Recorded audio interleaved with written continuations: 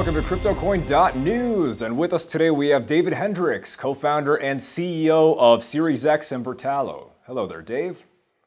Hey, Stan. How are you this morning? Fantastic.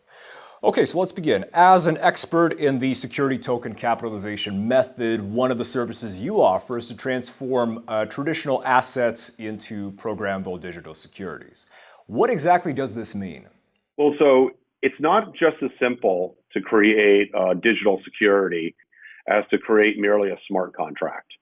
Now, a lot of folks think, oh, how do you create a coin? How do you create some cryptocurrency? Well, the beginning is you come up with a smart contract, and then you create something which you can then share with somebody else into their wallet. The difference with a digital security based on, say, a real world asset is you also need to do interesting things with taxes and securities law. So typically in a Reg D offering, that's an exempt offering in the United States, often used for VC. You need to do something like a private placement memorandum. You have to do risk factors. You have to do disclosures. And then you have a white paper, but the white paper is usually a little different. It's usually more like a business plan. So creating a digital security, a security token, requires more than just technology. It also requires technique. Wonderful. Security tokens are basically digital tokens that are fully compliant with regulations currently applied to the securities market. How do these tokens really differ from securities? So they differ in one respect, and it has to do with liquidity.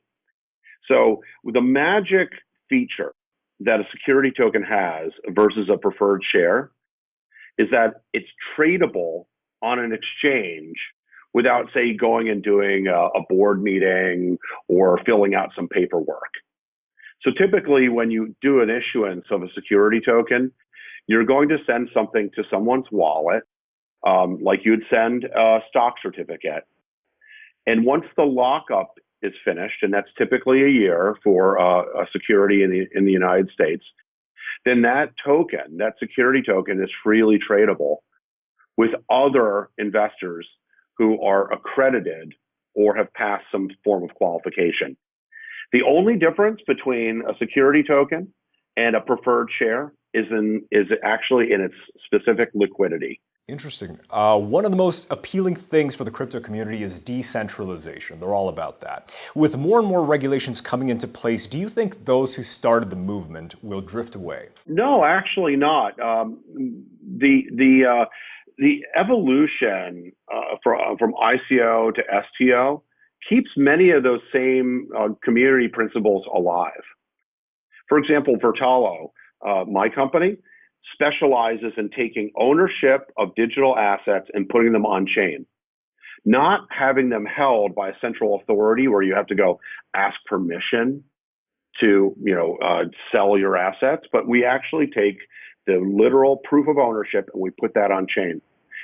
The other thing that Vertalo does is it takes accredited KYC and AML status, and it also puts that on chain for the buyer or the seller of these digital securities. Both of those elements are decentralization elements. They're elements of, I own my data.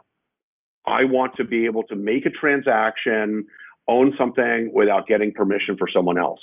By taking ownership, provenance, and eligibility, qualification, and putting those two things on chain, you preserve the community principles of decentralization.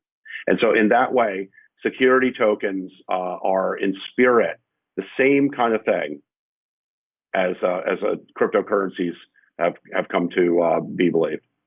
Noted. So we don't expect to see these people just walking away. They'll stay because of these factors. No, I think that that security tokens will draw more people, more money into the crypto space. Yeah, does it change things? Does it impose some new rules? Yes. Will it increase exposure? Absolutely. And it might bring some money in that was skeptical before. And then that money might take a look and say, hey, I want to go fund some of these other projects that aren't real world assets. Noted. Jay Clayton, the SEC chairman, recently commented that most ICOs should be categorized as securities.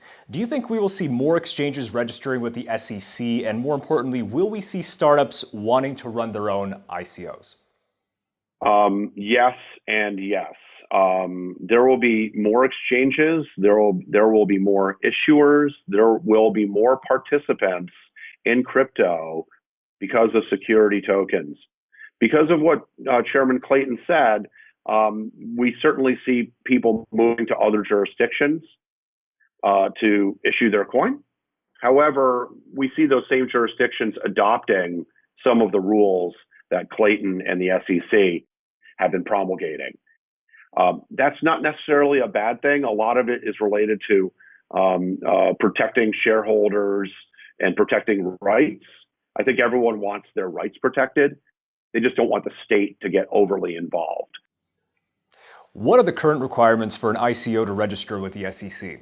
Well, registering is actually fairly complicated, and it requires having a law firm and filing a lot of paperwork.